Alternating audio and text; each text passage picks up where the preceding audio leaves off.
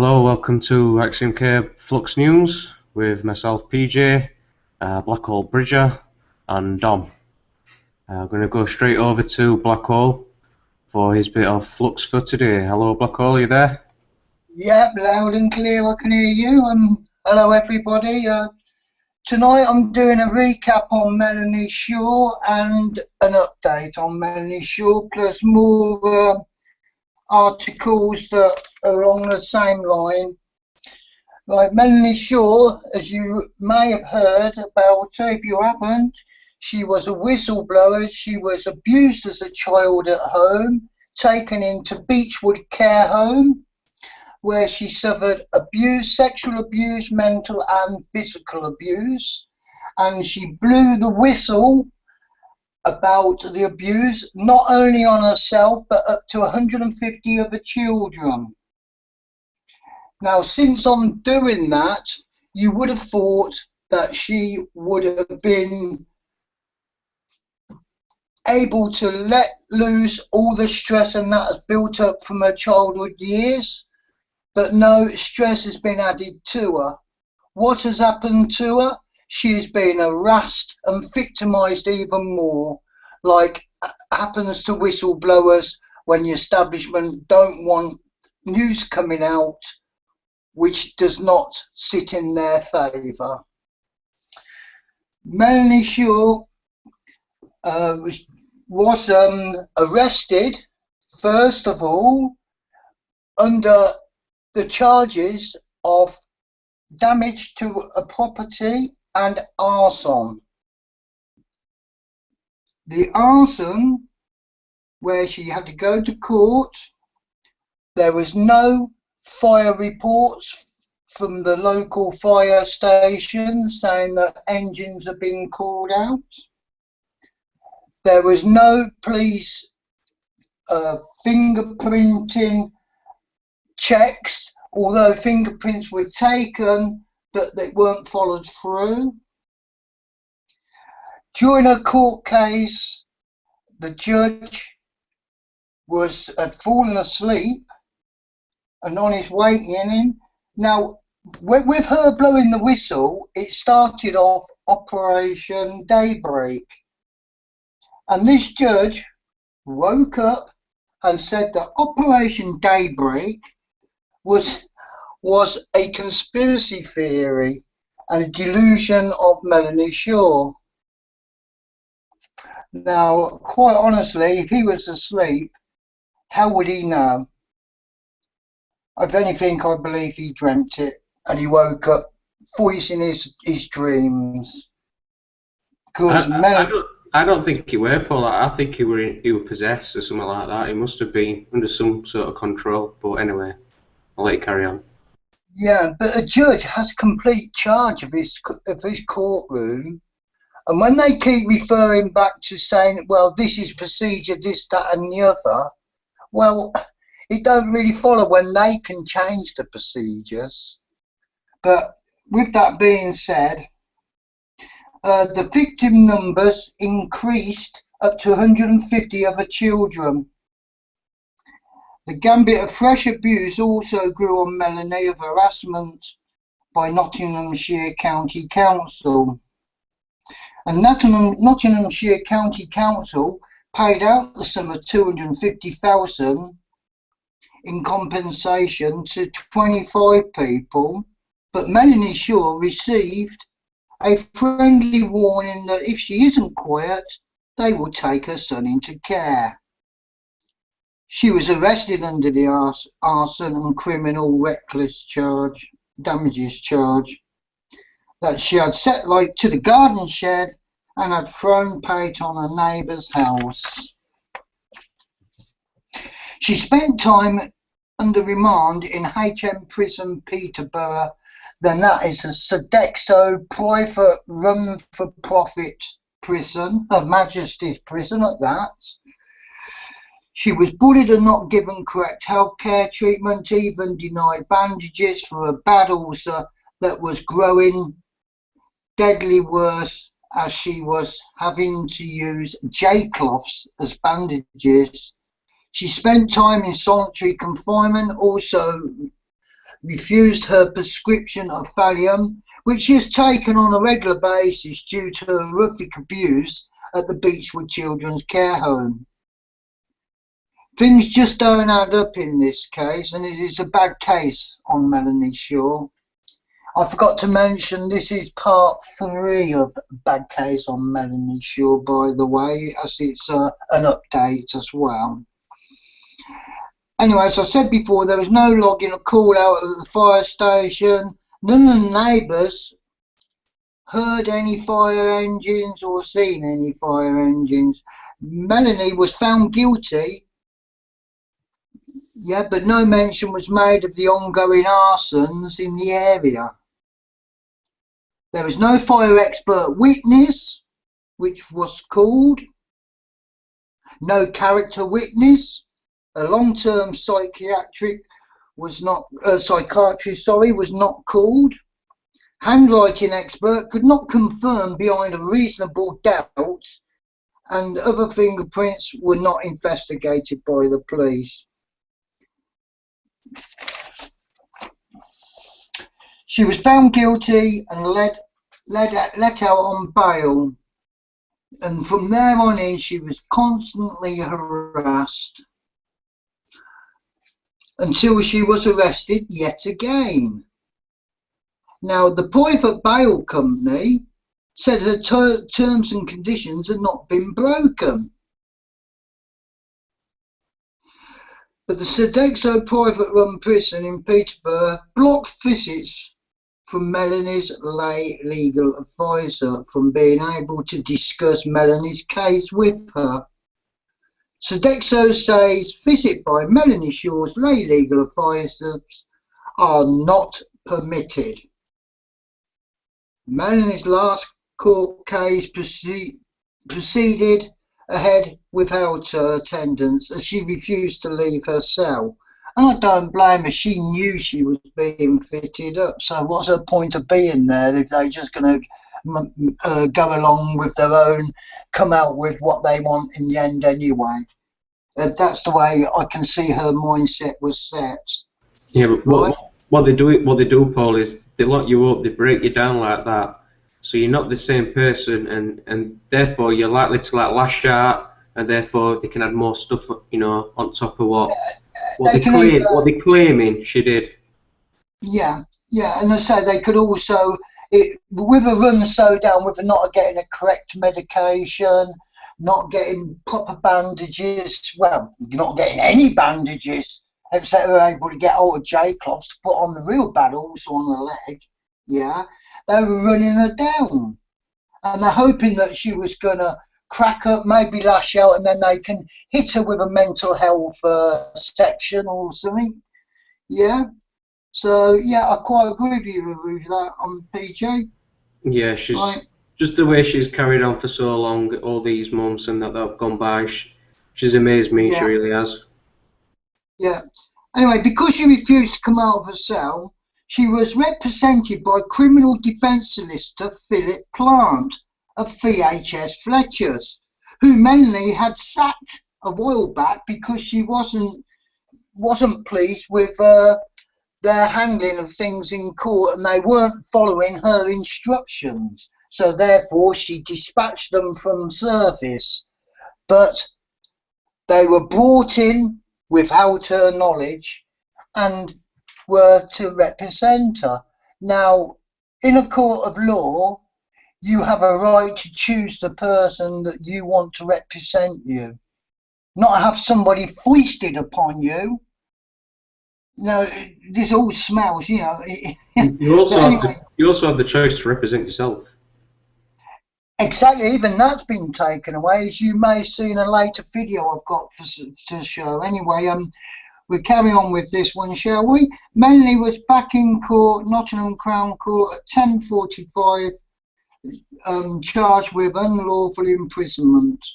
Yeah, and this is what they banged on her after they'd released her, after people had done a silent vigil outside Peterborough Sodexo Prison, for-profit prison, back in October last year. So they knew that public opinion was swaying against what they were doing, So they released her, but since they released her, she'd been totally harassed. The police had broken her door. She had people outside watching her every move, comings and goings to her house. She even had officers pulling up in cars and saying, would you like us to help you because we're afraid something might happen, in a warning kind of way, of course. Yeah, so it could be slanted as if they were just offering help. Anyway.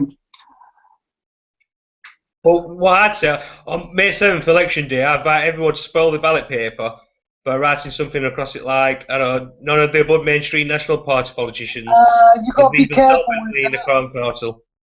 You've got to be careful with that, because if you do that and you write and it goes into another part, only a little bit of your written of another candidate, that candidate will be chosen. It'll be marked out that you mark the paper for that candidate. So you've got to be really, really careful by doing that. Well, that's what I'm doing anyway. That's what I'm doing on May 7th. Me personally, I'm not into choosing bullets, I'm afraid. Yeah, well, I personally will go there, get my paper, and not post it in the ballot box. That will give them major. If they're obviously criminals, I mean, if you do your own research, I mean, yeah, extensive research, then you'll realise yourself. I mean, not talking about you, why people do the research properly, extensive research, check a lot, spend a lot of time in it, they'll realise that it's self-evidently that they're criminals. Oh, it's clear as day once you've done that. Well, that's the thing about it. That's the catch. Anyway, a second time in the court hearing, the judge asked her if she would sign, and Mel's reply was, "If you are asking me, then I will sign." She was sent back to her cell for a conference and to sign. 45 minutes later, she was back. Queen's Counsel informed her that this was a serious Section 18. Now, Section 18 is also an offence, and which is variously referred to as wounding with intent, GBH, actual bodily harm, and she's done nothing like that, yet she's been mauled with a Section 18. So they're still applying the pressure. They're still trying to push the fear onto her. Anyway, he sent Melanie Shaw. Anyway, as I just said, that she was sent back to her cell, saying he would arrange a doctor's report and a psychiatric report. The date of next hearing was the 18th of May, and there is no bail this time. Anyway, she suggested she go in front of the judge, Pert. That was the judge from the first hearing, and who told the jury Operation Daybreak was a fiction of her delusions. So I will correct myself. He didn't say it was a conspiracy theory, but he did say it's just as good as it was a fiction of her delusions. Oh yeah, the truth is out there would, they translate that into exactly that, Paul. So you are correct in a way.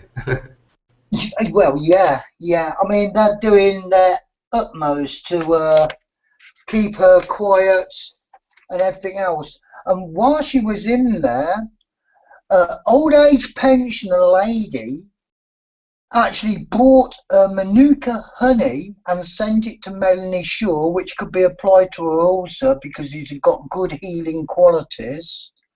And funny enough, the honey did not get to Melanie Shaw.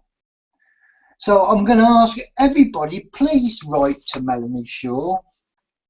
And if you do write to her, I'm asking you, please put postage stamps in your envelope to Melanie so she can reply to you and write out and be able to tell people what's happening to her inside.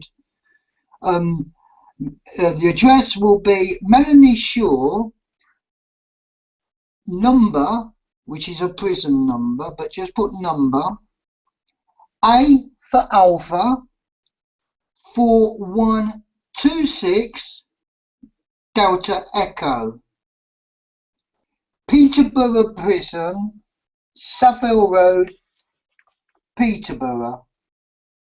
The postcode is Papa Echo 3 7 Papa Delta.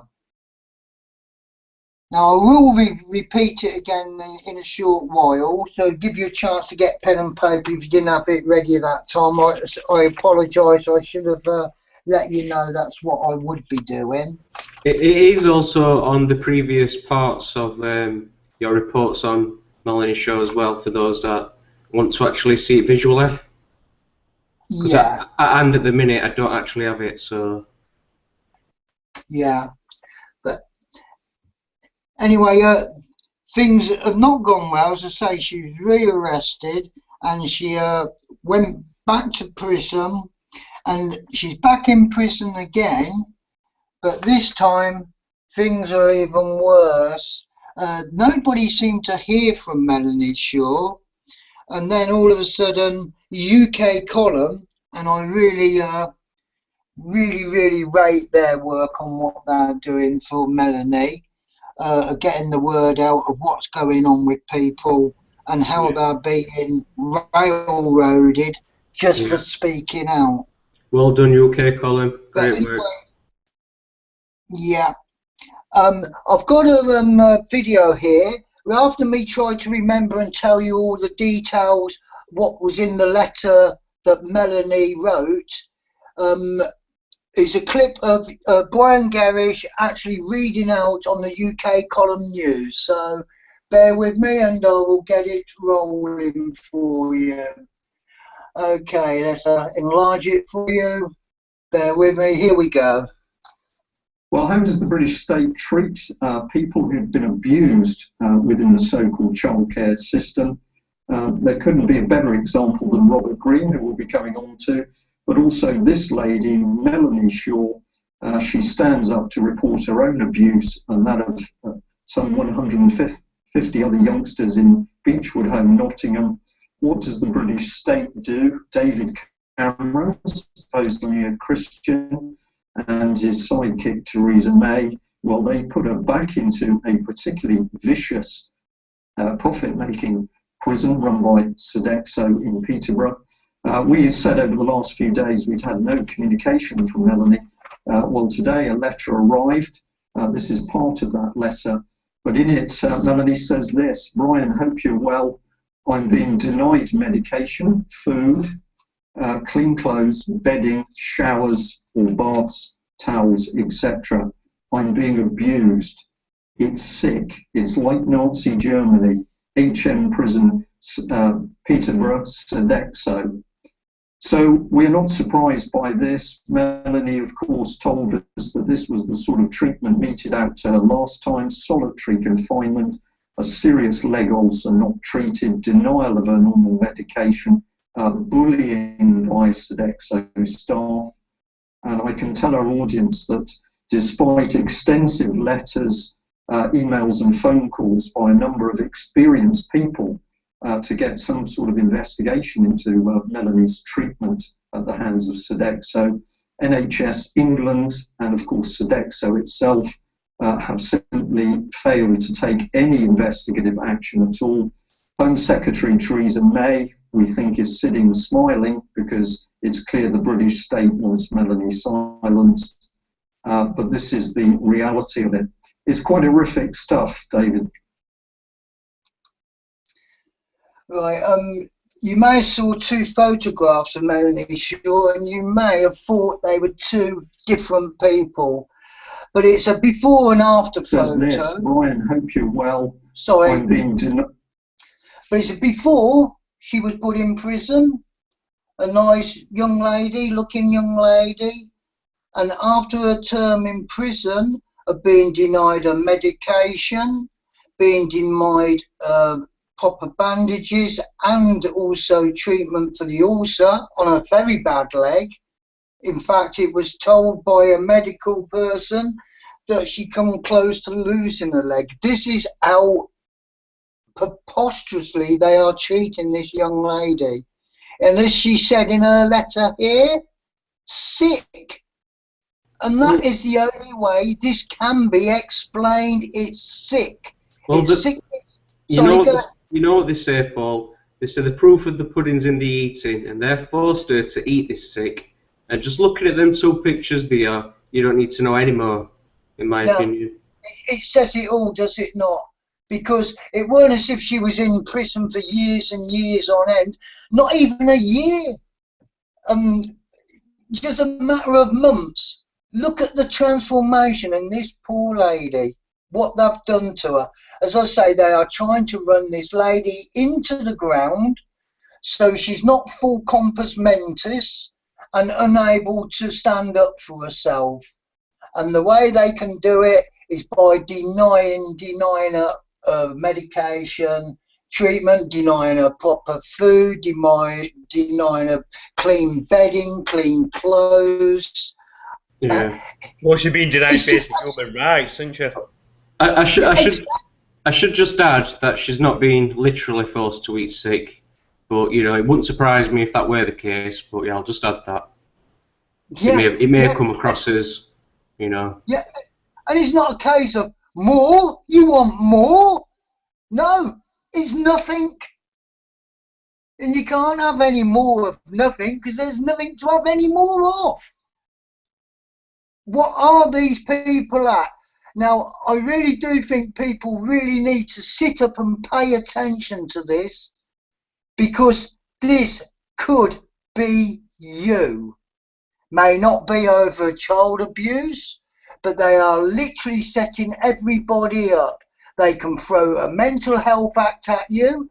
There's a DSM manual, which is diagnostic manual, which puts all kind of psychiatric, no matter what they want to fit you up with, they can pick a psychiatric problem up with you. And they can use it against you and throw you into a mental asylum. And this is exactly what they done in Russia. And it was called mental healing. And it wasn't actual mental healing, it was brainwashing. And if the brainwashing was unsuccessful, they then said Sorry, say again, PJ? I said then it leads to brain zapping. Yeah. But if it was unsuccessful, they were then sent to Siberia, which is one of the most harshest conditions places in the world. And very few came back from Siberia to tell the stories. And who's going to listen just to a couple of people? Now, this is what is happening in this country.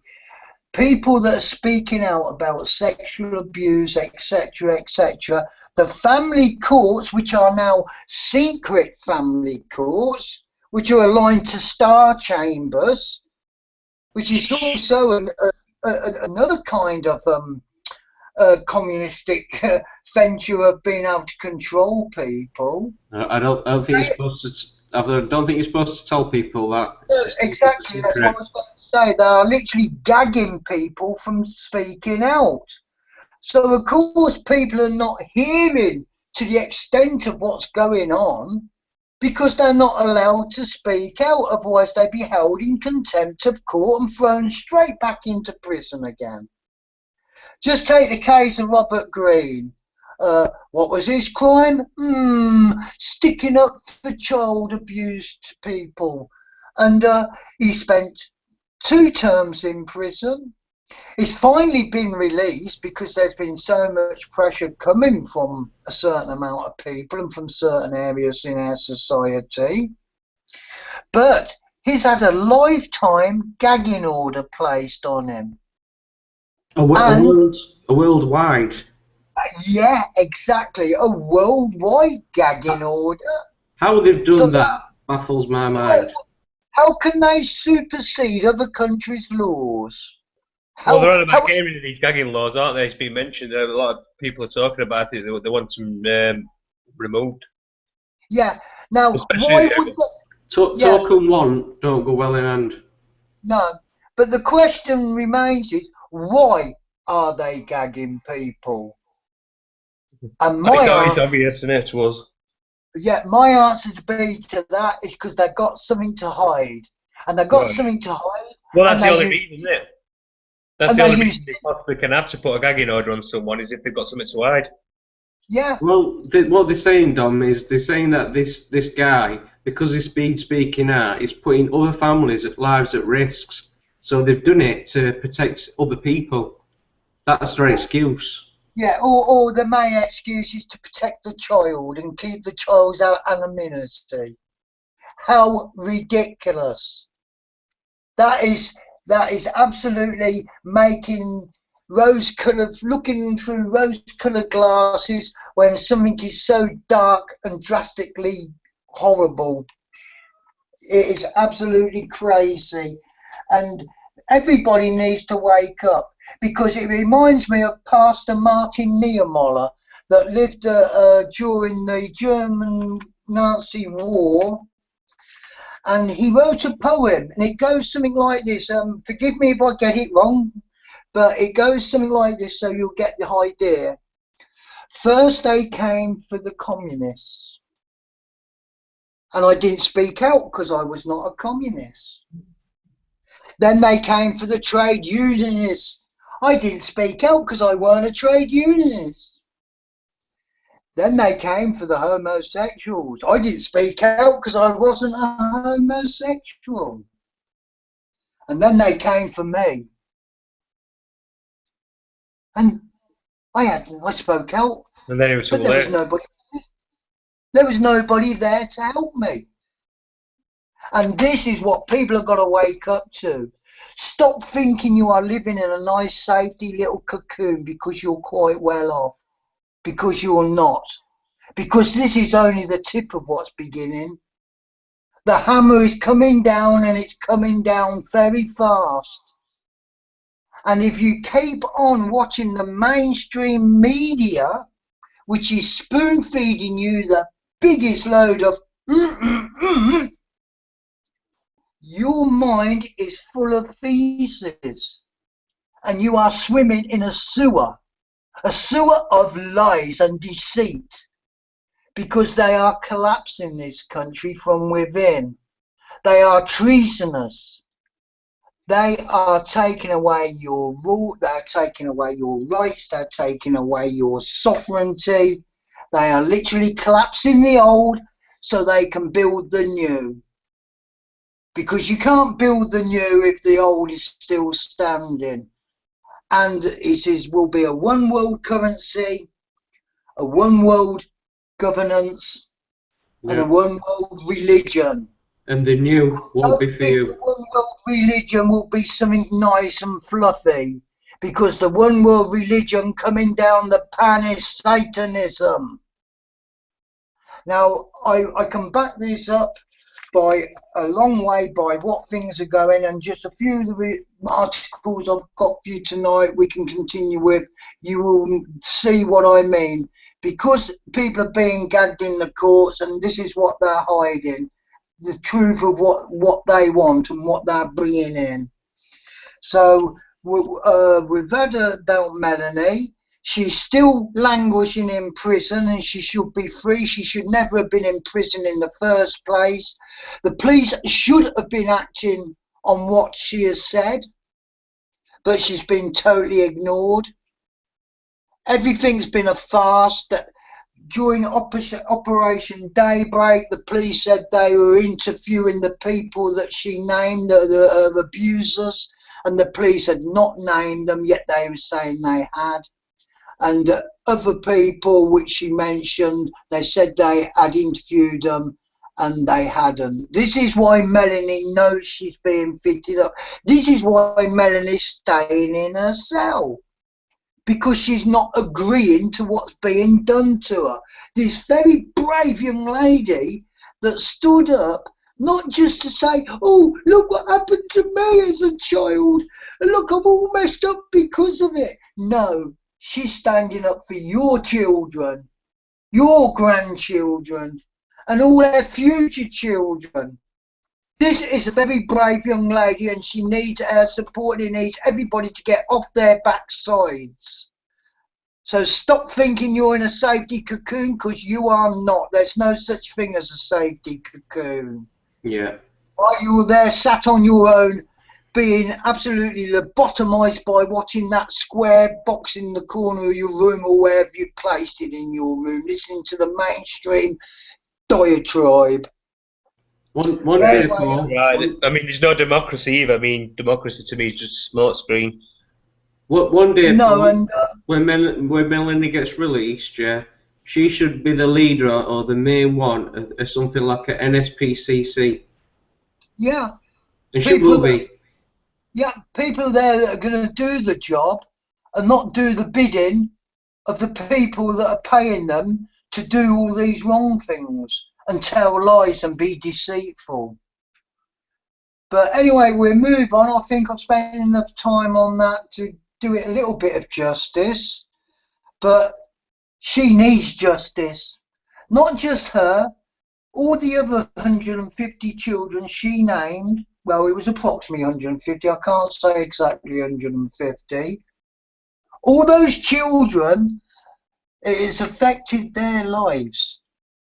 And paedophilia don't just affect them when they're children. It ripples through. It ripples through into society. It may be that they get a bad drug habit, then they break in places, steal things to feed their drug habit because their mind has absolutely been messed with.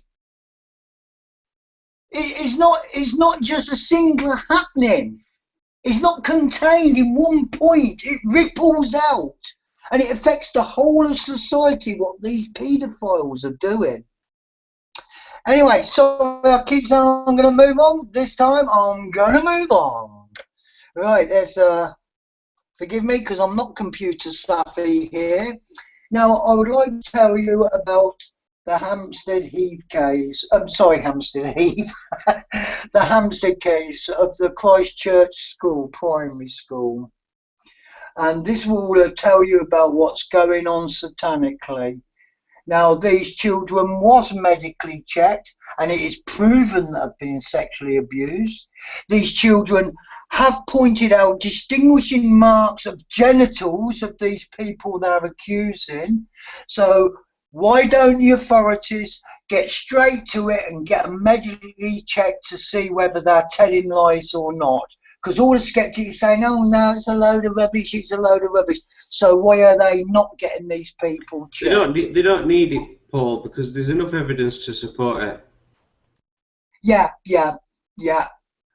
But anyway, this is the Hampstead Satanic Ritual Abuse Return Whistleblowers. This is Children Part 2. In fact, have we got time for me to do Part 1 so people can get the basis first, PJ? Yeah, you've very got time to do it. It's, Yeah. Yeah, okay then, so right, this is the Royal Courts of Justice on the 17th of February this year. This is the day one of the fact-finding hearing of a case of satanic ritual abuse. Right, this first part's a bit blurry, but it's the Royal Courts of Justice, London, UK, day one of 2, I believe that is. Fact-finding hearing of a case of satanic ritual abuse in the north of London area. And this was on the 17th of February 2015. So let's roll it and see what we got.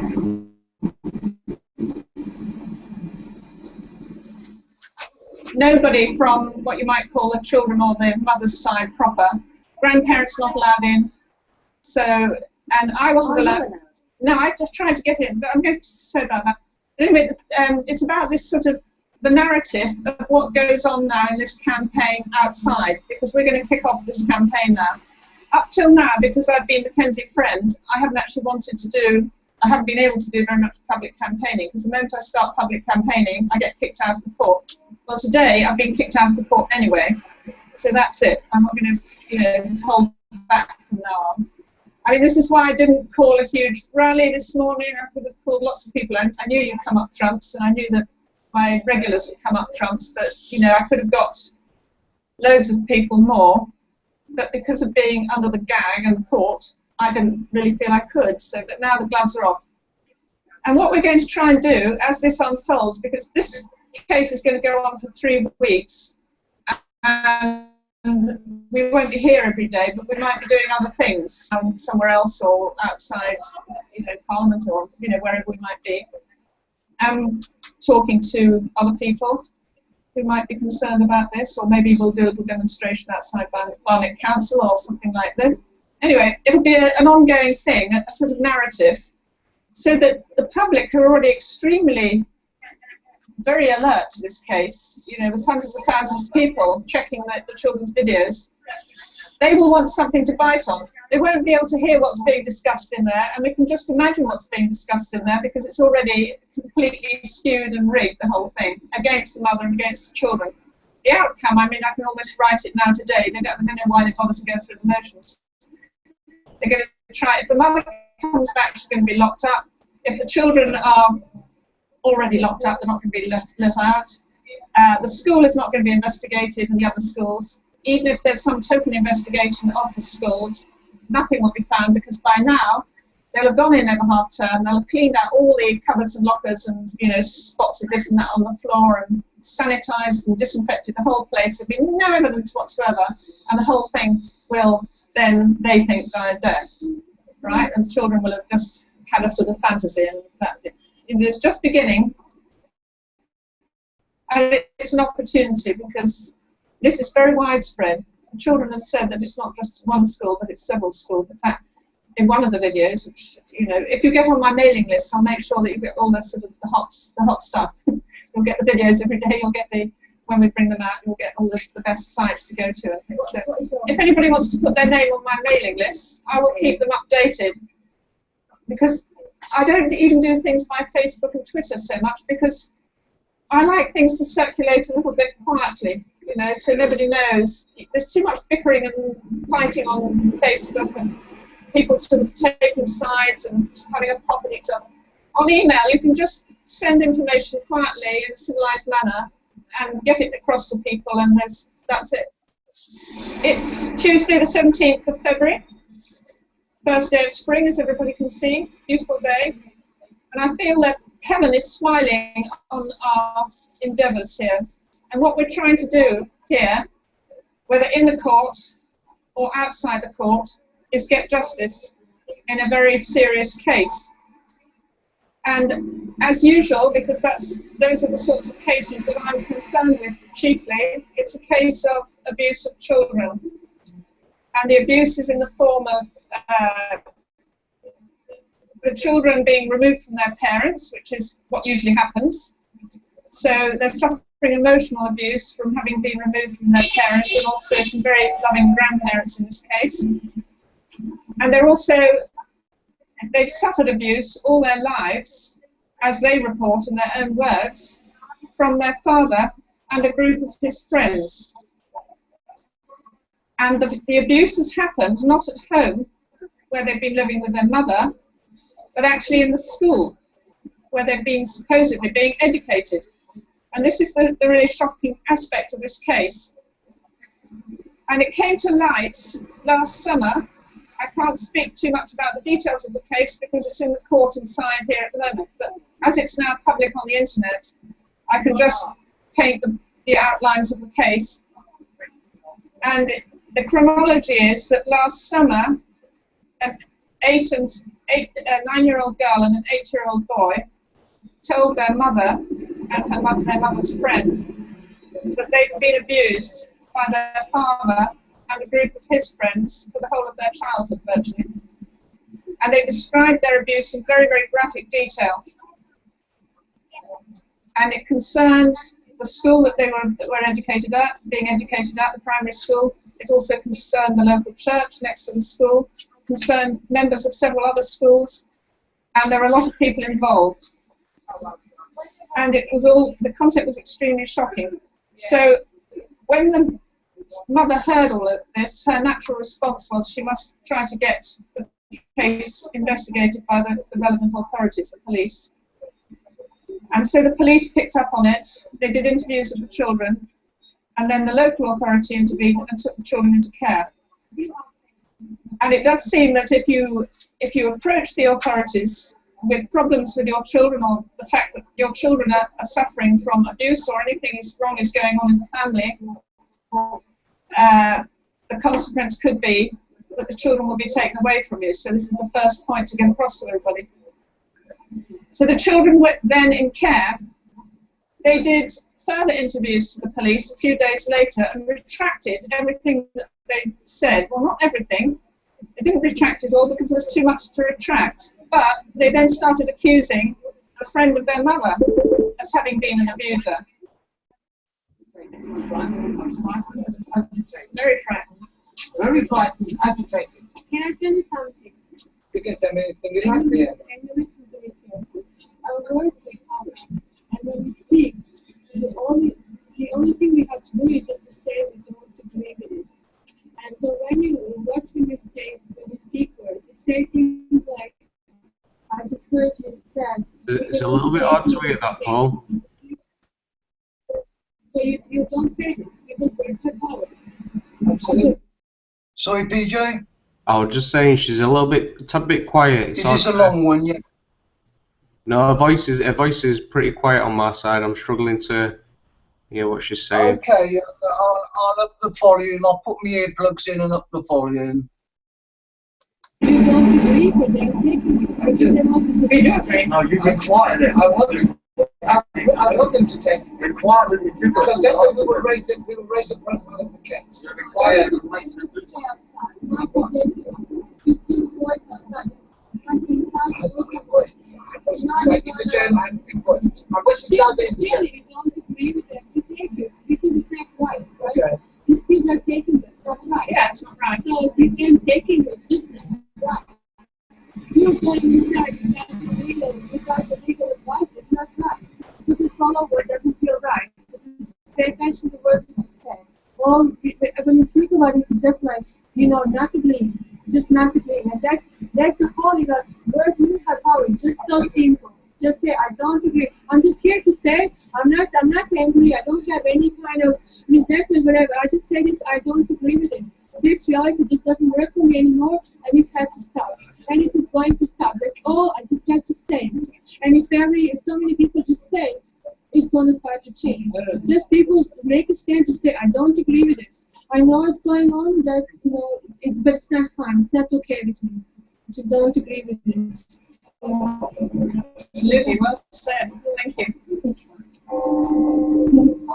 This is the message that needs to be passed to the public, because that's what they would say to us. They don't agree with it. They don't agree that children are taken away when they try to get help for being abused. They don't agree with their mothers, who are completely innocent, being nearly arrested. In fact, this mother has managed to escape in this case. But I'm going to write this in a bigger one. yeah. Yes. Okay.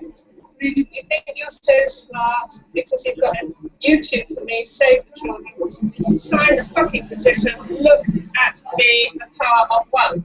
Excellent. You see? Yeah. Because people think I'm just one, and what can I do? Well, you're one. It has a voice. If everybody who is one gives a voice, then this petition goes from 7,200 to 500,000.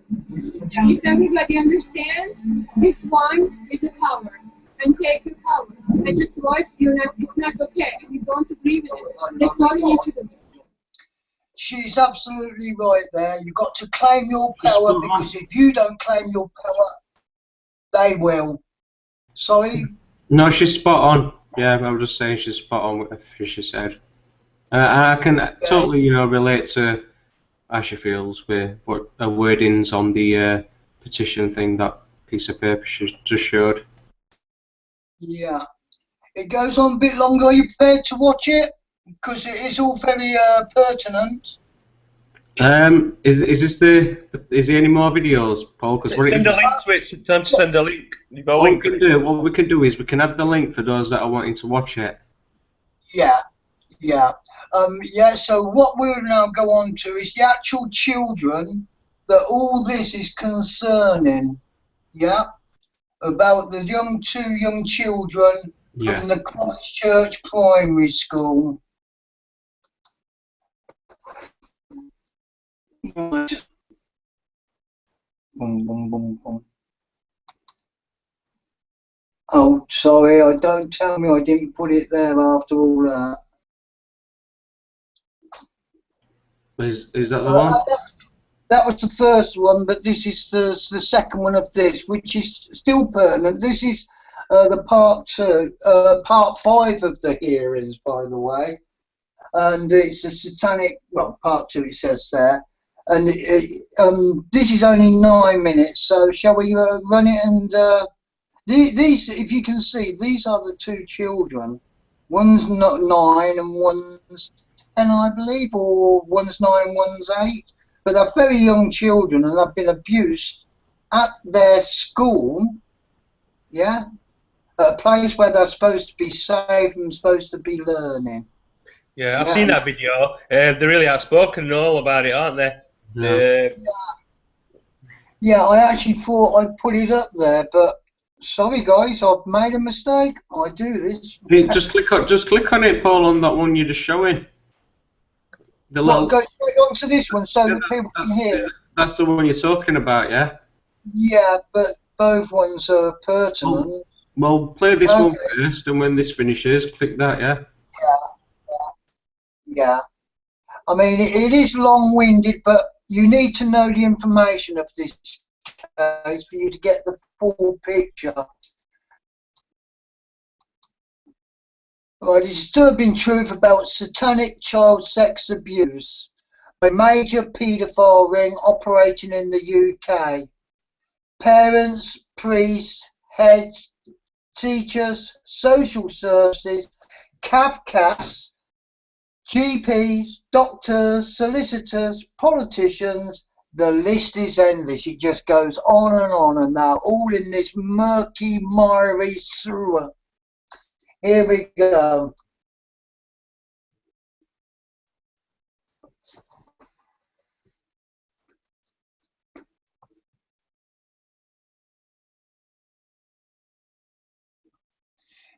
These children are protected,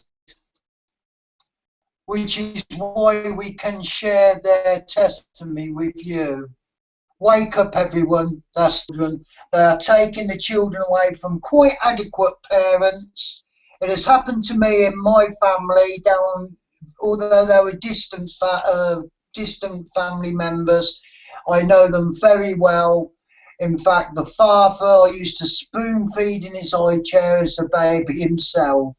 And he is upright standing, hard working, and they have come out. This is the Children's Social Services, by the way. They lie after lie after lie in the courts, and the judge just sits there and rubber stamps it all, because whatever the parent says is totally disregarded, and I mean totally disregarded.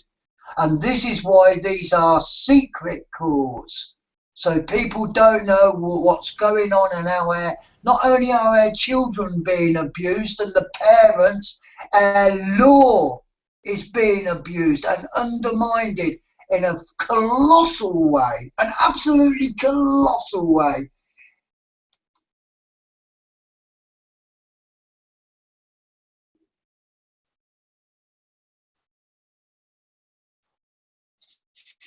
You will hear accounts of ritual child sacrifice here in London.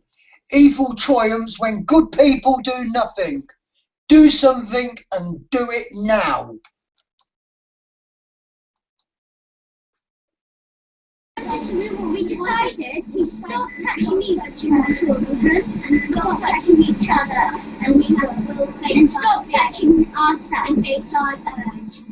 And stop touching ourselves. And stop killing babies. And stop killing babies and You're going to face your fear. Fear is what? Fear is mine. You're going to help Mr. Cat. Who are you going to help Mr. Cat? Well, the policeman, all this social services.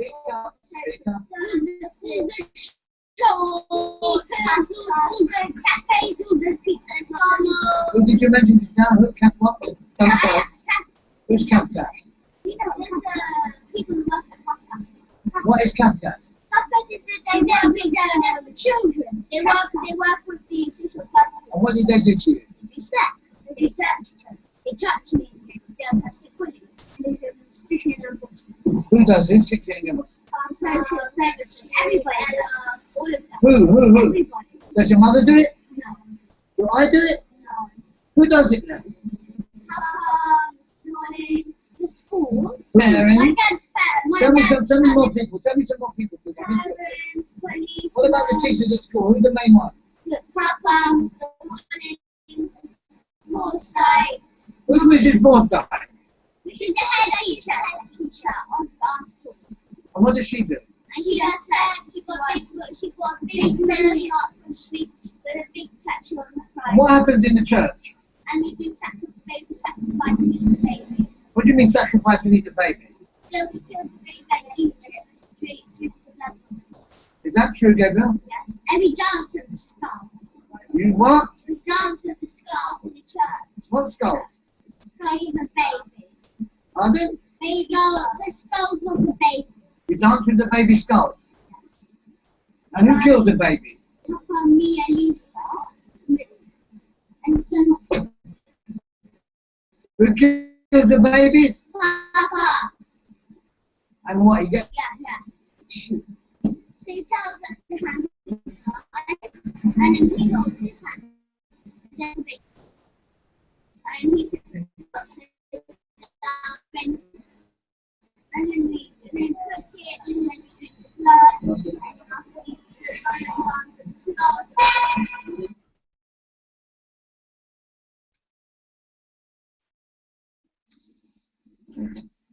Tell me what happens on a Wednesday, please.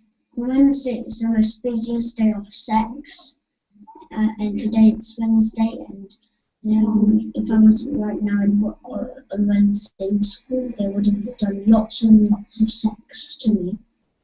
And Wednesday is the most sex day, and it's the most busiest day. And we do sex. What else happens on a Wednesday? We do lots and lots of sex. They give lots of sweets, really much of sweets, and this is also the day when they give us lots of sweets and money too. They give you money? Yeah, they have special days of money. Mm-hmm. Yeah, Wednesday is the day of money given to for paying sex because it's the most busiest sex day. Yeah, what, the most people come? Yeah. How many people come? 100, like, not all the parents, all the parents can't come because there won't be enough space. Well, they can be all parents, but they go in other houses. Mr. Hollins' house, like they go to their houses to do sex too. How many people abuse you on a Wednesday, on average? How many people abuse you? So most. How do they do sex? How do they abuse you? They stick the willies on my bottom, they touch my private sexually, they kick my private, they rub until the white stuff comes out. They rub your willy, yeah? Yes, until the white stuff comes out. Really? Yeah. Who does that? Mr. Hollins, Papa, and Miss Marvin does it for sure. Mrs. Cheryl, everybody does it. They will do it, Ken. Where do you go? Does it all happen? Does it all take place in the school? No. Where does it happen then? It takes in school, it takes in church, it takes in other houses, it takes. On a Wednesday you go to other houses? Yeah. Really? Yes. Okay, thank you very much.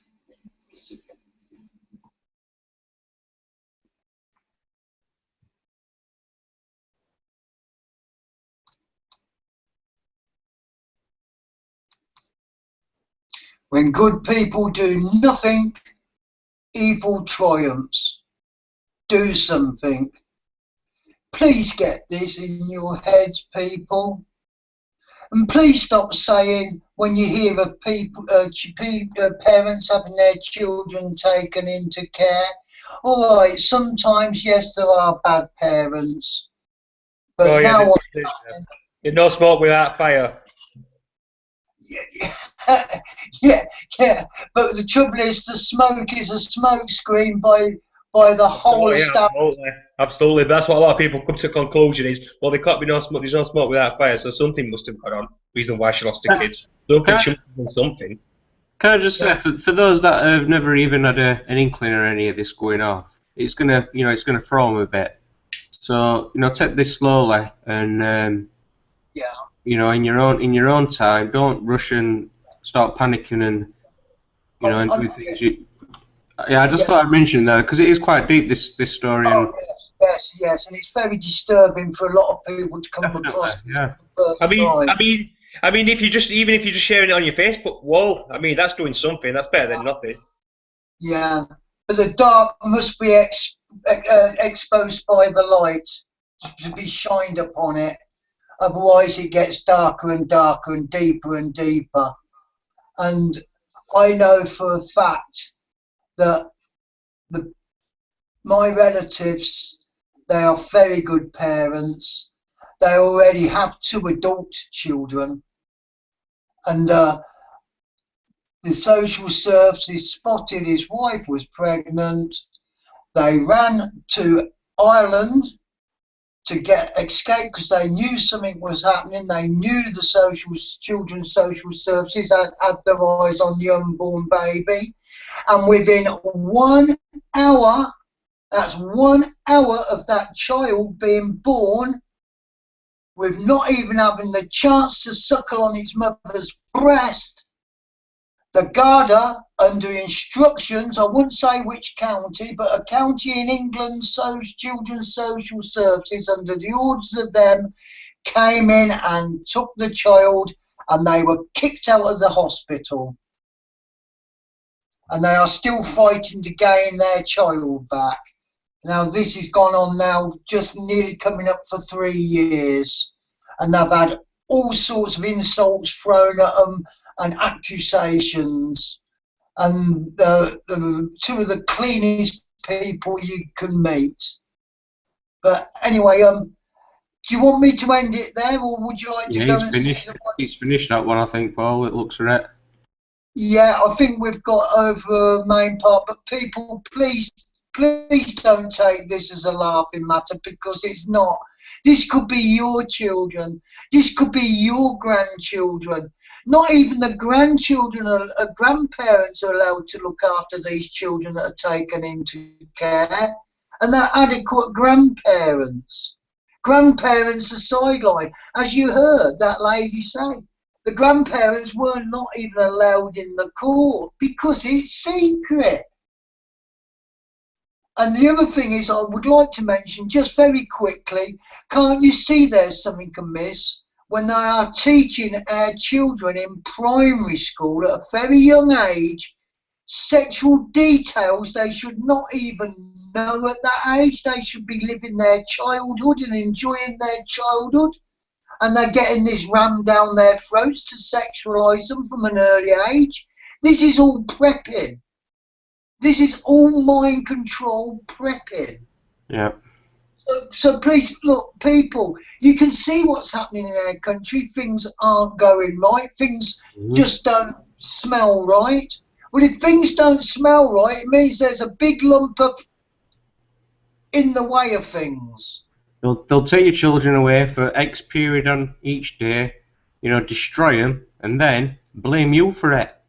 I mean, you go around and look at these schools. I mean, as a parent, you should want to see the school layout. And in some of these schools, they've got CCTV in the toilets. Yeah, and on this raping of the children, what it does to the mind, it shatters the mind into loads of different parts. And those different parts are called alters. and they can then put different things on each altar. That's why you're finding a lot of young children now with troubles of dual personalities. In fact, multiple personality disorders is where they hide so they can escape away from the trauma that's happening to them.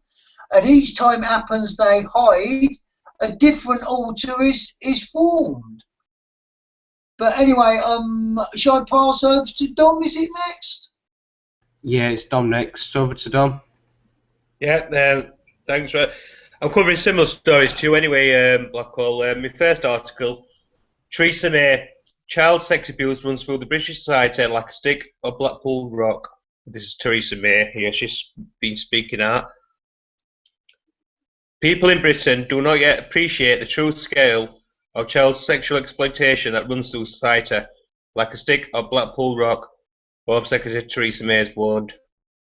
Writing in the Daily Telegraph, the Home Secretary said that following a major inquiry into child abuse currently led by Justice Lowell Goddard, we will never look at the society in the same way again, she says. She warns that the trail will lead into schools, hospitals, churches and youth clubs, as well as many other institutions that should have been places of safety, but instead became the setting for the most appalling abuse. She described revelations up to this point as just the tip of the iceberg. May set up the inquiry into child abuse following revelations about crimes committed by the deceased DJ Jimmy Savile, as well as disclosures regarding abuse in Derby, Oxford, and other alleged paedophile rings across the country.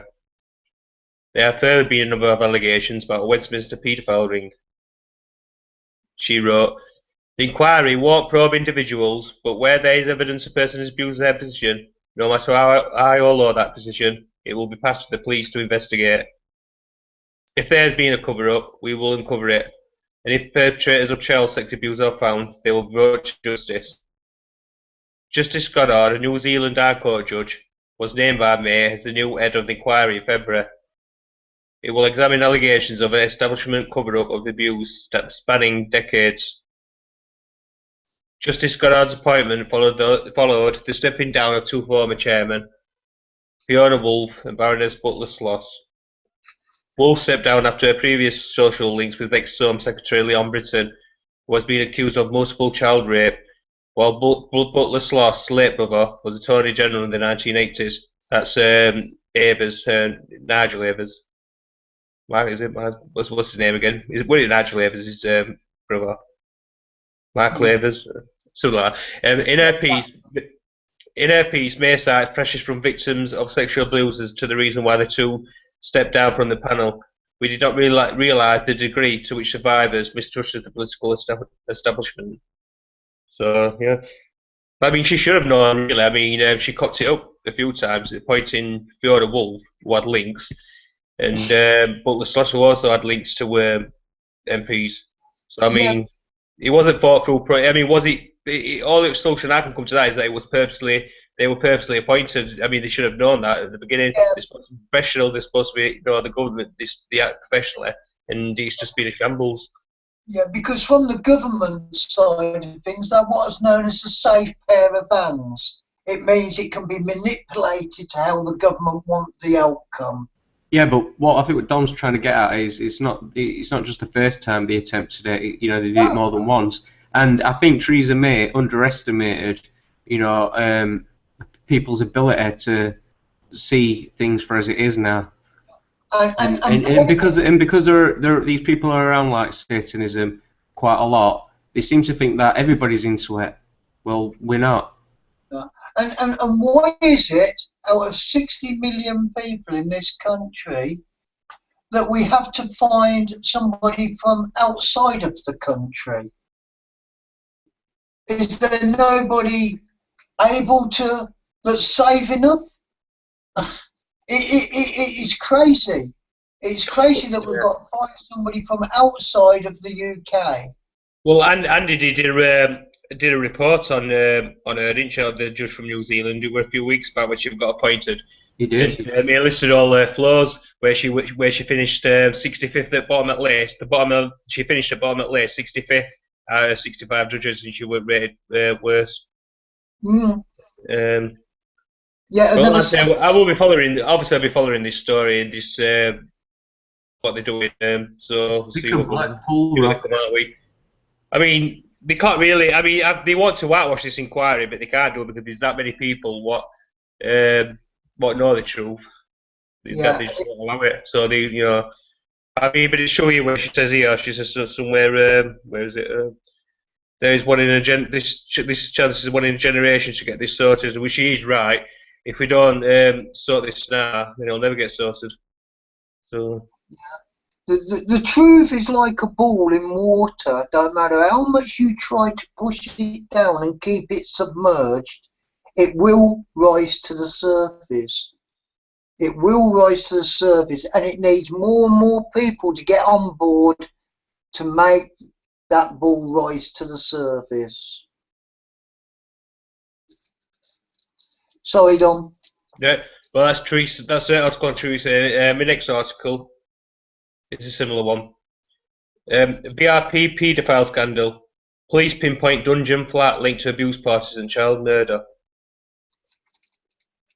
Officers have identified a luxury flat in Pimlico, London, which is connected to a large cellar believed to have been used as an holding area for abusing victims. Police investigating a VIP paedophile ring have pinpointed a luxury flat where they believe boys were held before being sexually abused by prominent men, and in one case murdered. The apartment is upmarket Pimlico, central London, and is connected to a large cellar. In a chilling development, detectives from Operation Midland believe the premises were used as an holding area for youngsters before they were driven a short distance to abuse parties. The Sunday People, the Extra investigative website, can reveal detectives also suspect that the apartment could be linked to a murder, allegedly involving members of the paedophile network. They are now preparing to take a former abuse victim to the property. Officers want him to confirm their suspicions that the address is a key site in their investigation. One line of inquiry is whether a cellar at the flat was used to keep one or more boys before they were sexually abused at another property nearby. The exact location of the flat cannot be identified at this stage, nor can the evidence that relates to it for fear of disrupting the police investigation. Detectives regard the property as potentially crucial, but have identified other premises they want to look at. They plan to take a key witness known as Nick to protect his identity on a drive around of locations in central London that may have been used by the paedophile network. Nick came forward last year with a series of allegations. He says a group of influential and wealthy men sexually abused him as a boy at Dolphin Square, the apartment complex in Pimlico where many MPs have homes, and elsewhere. He also claims to have seen members of the Westminster paedophile network murder 3 boys, and he is keen to help Operation Midland get to the truth. In an open appeal, he said, "I would like to make a personal request to all the boys who were here alongside me to come forward if you can, if you have not done so already. You will not remember Nick, it is not my real name, but you will recognise what went on and where. I totally understand why you might not feel able to. I know the fear that they instilled in us back then stopped me from speaking out previously, but now this right time is to come forward. If the fear of certain members of the inner circle is holding you back, you need not to worry. It did not stop me, and the police can explain more if you get in touch. There are some excellent detectives from the Metropolitan Police who are working on the information that I've given to them. They want to help, they want to listen, and they are not afraid to go where the evidence takes them. It is not an easy thing to do. It is really hard to find that courage to come forward and then have to go through with the police what happened. But they have made it as easy for me as they possibly could have done. They have listened to me, they have kept me updated and ensured that I am safe. They have made sure that I have support and have maintained my anonymity. I also ask others to come forward if you have information about what was going on, sir. Were you one of my drivers? Were you suspicious of the comings and goings of boys at all times of the day and night? Any piece of information, no matter how insignificant you think it is, might be useful to the police. The Pimlico flat will be among several properties to be included in the police drive around. Other places in the smart London district are also of interest as possible locations of child sex abuse involving the network of perverts. Pimlico is now a key focus for Operation Midland. latest development comes after the Sunday People and Nexara last week revealed that Operation Midland has searched 4 homes, including 2 belonging to former Home Secretary Leon Britton, who died 2 months ago, aged 75. That were a blow when he died, actually. They should have questioned him when he was still alive, all this last chance. But anyway, Operation Midland was launched last year after Nick came forward, initially to X-Road, to give an account of child sex abuse at Dolphin Square and elsewhere. Nick is one of 3 men who have given testimony about how they were sexually abused as boys by a group of people, including public figures, at Dolphin Square. Police are also examining claims based on Nick's evidence that Mr. Britton was present when 2 unidentified men beat a boy to death following sexual abuse around 1981 or 1982. Detective Superintendent Kenny MacDonald, who is overseeing Operation Midland, said officers who had spoken to Nick thought his account was credible and true. During a press conference in December, Deputy Assistant Commissioner Steve Rodhouse said police were examining whether children were abused at a number of locations, including the South East, London and the military establishments. Operation Midland is a strand of the Operation Fairbank inquiry investigating allegations of historic child abuse. Fairbanks was set up after Labour MP Tom Watson asked about the existence of a high-level child abuse network with links to Parliament and Watson. Yeah. Yeah. Well, my question is, well, I think I know the answer, but my actual question to the people is, why did they wait for 6 weeks after Leon Britton's death before they searched his homes? Now, what I believe is the sweeping under that very lumpy, bumpy carpet of all the information, to me, it's one big cover-up. But that's only my own opinion. You're entitled to it. Yeah, well, that jury's still active. I mean, I don't know. I mean, these police what are involved in this Midland police, what are involved in Operation Midland. I don't know. I'd like to believe that they are real deal. But obviously, I'm not 100% sure. But you know.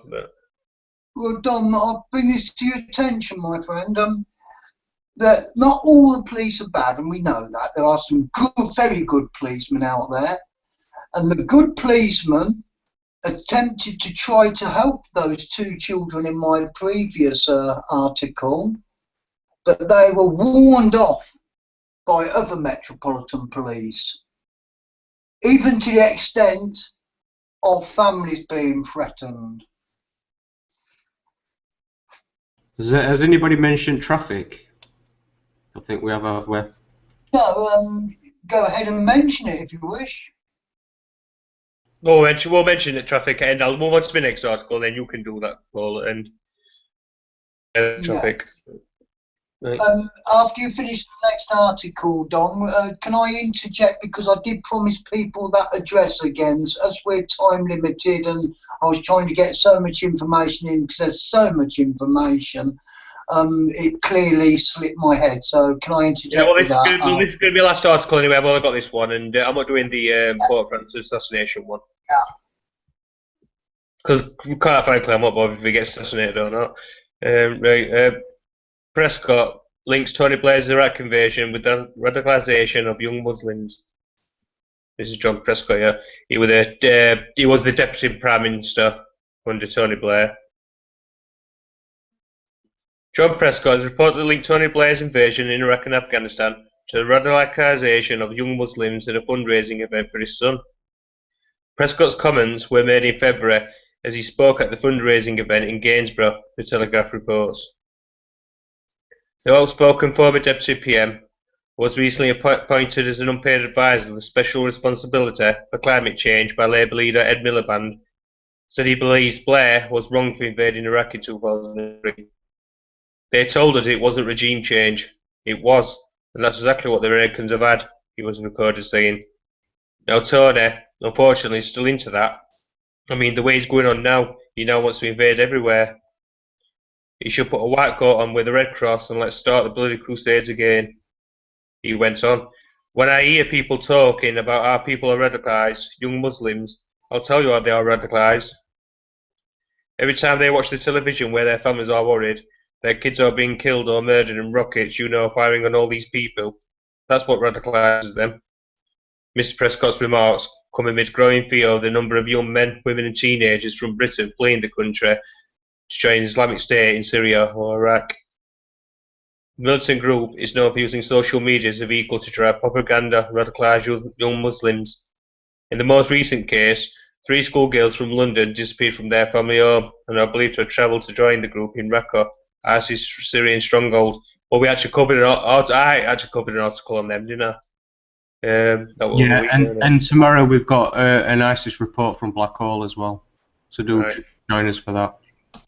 Well, the Labour Party has distanced themselves from Prescott's comments, telling the newspaper, which is the Telegraph, John's view on this do not represent the views of the Labour Party.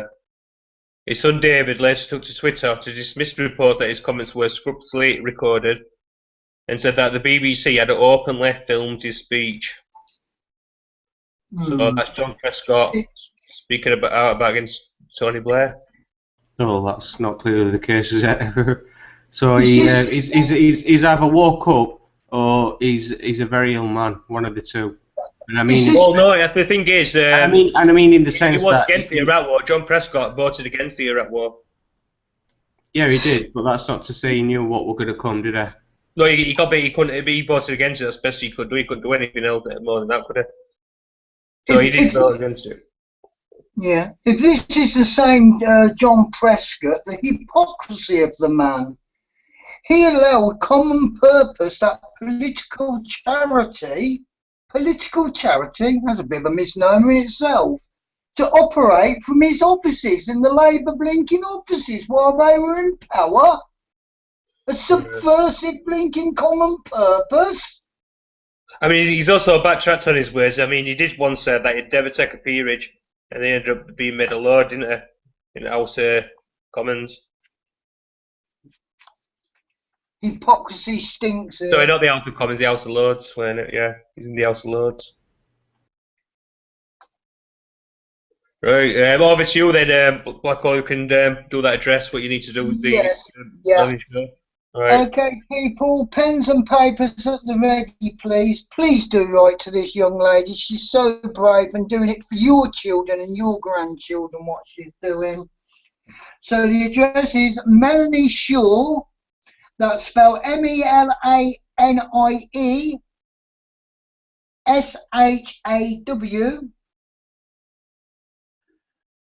Number Alpha 4126 Delta Echo. Is there any way you can put it on screen, PJ?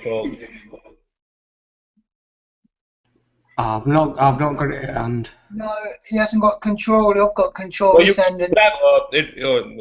I mean, you could type it in your address box, can't you? So I'll type it. I'll add it in description at end when it gets uploaded on YouTube.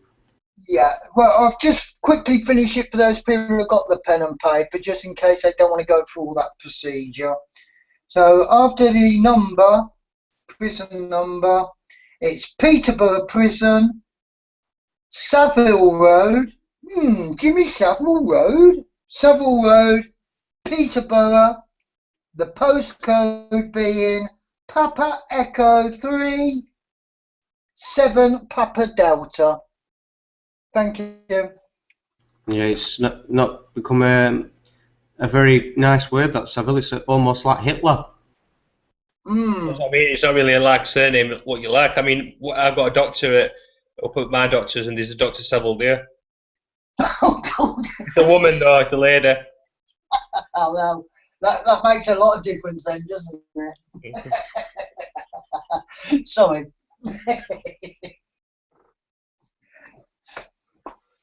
Yeah, good articles there. Thank you, Dom. Okay, well, over to myself. I'm going to start with a video, hopefully, if we can get things working.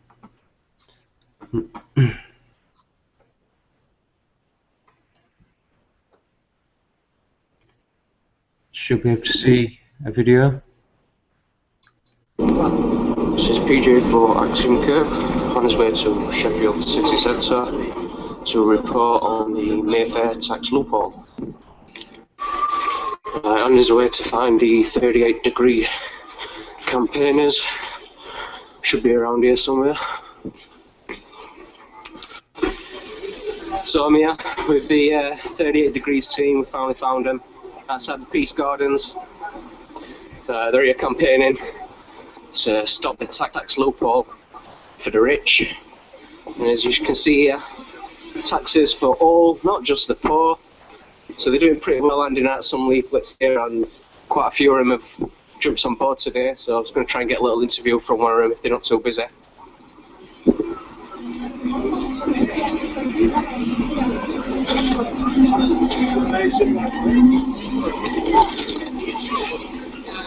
A quick talk on here. Do you want some? Yeah, I'll take some. Before you go, if you want to leave me any like you've got left over, I'm going to take some piece off. I think I'm going in a sec, actually. Right, yeah, okay. Yeah. I'm just going to have a swig of coffee with that book, which is absolutely bloody frustrating. Yeah, no worries. Is there anything you'd like to mention before while we're on recording here? Well, yeah, I think the government, the last Labour government and this coalition government have systematically allowed the corporations and the rich to avoid their taxes. Yeah. They've done it quite consciously. Yeah. It's a policy that they have. The rich and the corporations don't have to pay any tax. The only people who pay tax are ordinary people like us. Yeah. For the poor, it's absolutely outrageous. Yeah, the law seems to be for the poor these days, isn't it? Yeah, it just clamps down on the poor and does nothing to clamp down on the rich. I mean, it's not like people like George Osborne aren't aware of this, because they're fully aware of this. And he's been known for years. Everybody knows it. But giving them the benefit of the doubt, we're still not interested, so it means that we've come out like yourselves, we've come out today to raise awareness on these sorts of things. And yeah, that's right. Trying to bring to people's attention, because it's not that, you know, not all of them are interested, it's like they don't know, most of them are absolutely oblivious to it all. Yeah. So, well, the media are always rattling on about benefit fraud. You know, some poor people, you know, getting a bit too much money on benefits. Yeah. But that fraud is about 1/100 of the fraud by the corporations and the rich. Yeah. It's not even a scratch, is it? It's nothing. It's nothing compared. The highest estimate of the fraud by the poor is about £1 billion a year. The fraud by the rich is £100 billion a year. It's 100 times bigger. This is just the Mayfair tax loophole. This is nothing to do with offshore accounts or anything like that, is it? That's added on top of that with the HSBC. Well, the figure of 100 is estimated on there, about 120 billion a year. That's everything. That's all the different dodges. Yeah, like the tax havens, the secrecy jurisdictions, as they call places like Switzerland, where all the bank accounts are secret, so the tax authorities can't get at them, even if they wanted to. That's everything. Yeah, and all the dodges that the corporations use to, where they transfer their profits to places where they're not taxed, like the Cayman Islands or like Switzerland, like Boots. Mexican drug cartel. The Boots chain. There's a Boots just over there. The Boots chain moved its headquarters to Switzerland, where they pay no tax at all. You see, the thing is, Boots, one of the biggest British retailers, everybody thinks Boots is, you know, this cuddly British company that's been around for donkey's years. It doesn't pay any taxes. No, not the only ones. No. And the fear is, if they say if we tax these people, they'll leave the country. And that's the threat, the hold that they've got on the people. But Boots can't leave the country. Can't leave the country. No, people need to understand this, and it's a threat. No, it's completely, it's an absurd threat. Yeah. How can Boots leave the company? They can't leave the country. This is where they make their money. Yeah. What they need to do is to start taxing corporations on the money they make in Britain. Yeah. And that would raise all that money. Well, look, and the youngest. Yeah. Right, what's your name again? First Jamie, it's been good talking to you. Thanks for spending your time with me today. It's been excellent stuff, and I'll keep up with you in the future, yeah? Okey-doke. Yeah, the austerity type events, and that means huge numbers. So I'm endlessly putting stuff out. But do you want to go on the mailing list? Because yeah, sure, it will know what we're doing. Have you got any other petitions apart from that one? Well, that's actually a 38 degrees. Yeah, I'll sign that one. Yeah. We sometimes do, but I mean, we don't concoct our own petitions. So to say the firefighters union or a particular union's signature to join, because there's one particular political party who tend to just get, are you against this? And they kind of get this thing together and then present it to the union, say the union aren't quite happy with the wording of it or something, and you do all that work collecting signatures. You're better to take the actual organisations whose grief or grievance it is and get them to get the thing together and work with them. Actually, we should have this. 10 myths about austerity. Yeah, if you put your if I put your email down, I'll stick it on that site, on our site, for when I send stuff out. Yeah, sure. So what is it then? You want my own personal one, yeah?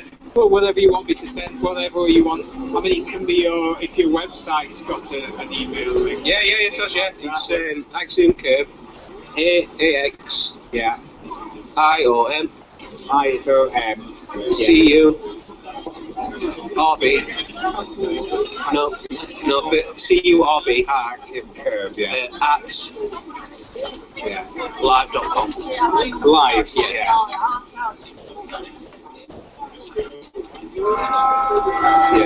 how long have you been on the go? Since I'm 15, I'm 27. Right, I'll put you on the mailing list. It uses MailChimp, so anytime anyone wants to come off it, just put unsubscribe on it. So is there many more of you out today? I've seen a few around overcorder in that. Well, there's a lot of people out on slightly different things, but it's all related. 38 degrees deals with quite a lot of stuff, Yeah, but 38 degrees is more. It's more online. They're not on the street a lot. It's unusual today that there's so many of them on the street, which is good, really. Occasionally, because you can't just forever just be kind of clicking sign petitions. Here's another likely activist coming in. Well, I don't know if you're aware, but it's called. It's being done cliptivism. You heard of that? Cliptivism. But as opposed to collectivism. Well, yeah, I know, but there is that kind of feeling that we haven't done enough. 38 degrees actually now. We've got the guy who tries to actually get feet on the ground as well. Actually, no, it's good signing petitions, but it's a bit kind of vendor. So a lot of people are saying that signing petitions £100,000 to get a debate in Parliament is not really worth the time and the effort. Where a lot of people are saying that you can do that and put it into other things. So what's your message to those out there that are thinking that way? Yeah, I mean, but the point about even to gain a signature, if you look, it involves stopping people to talk, and that's half the thing, isn't it? Yeah. So, in just getting them just raising awareness. But they will talk to you and tell you their particular experience, and that is good for you because it actually humanises it, personalises it, and they're talking to you knowing that you're collecting on behalf of other people. So it's a two-way process. It isn't just a signature. So yes, hello. Can I sign your thing and will you buy a mag? You stole one to him, haven't you? Has he jumped in first, a little rat? It's a continual battle, isn't it? He's been here already. It's not even pitch anymore. Yeah. It's not pitch. No, it's not pitch. Right, okay. Right, sorry about it's that. Alright, you're still going to sign your thing anyway. You're still going to sign your thing. This is something that 38 do. You can have a top up of coffee if you want. This is about the... Okay, that was someone doing the big issue, by the way, at the end who came up. So I just thought I'd mention that. Okay, so moving on to my continuing one. Yeah, we've got interviews that we had there. Yes. Yeah, thanks, guys.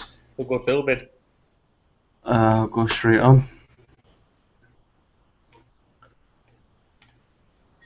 Okay, this one is in connection with the video you've just watched.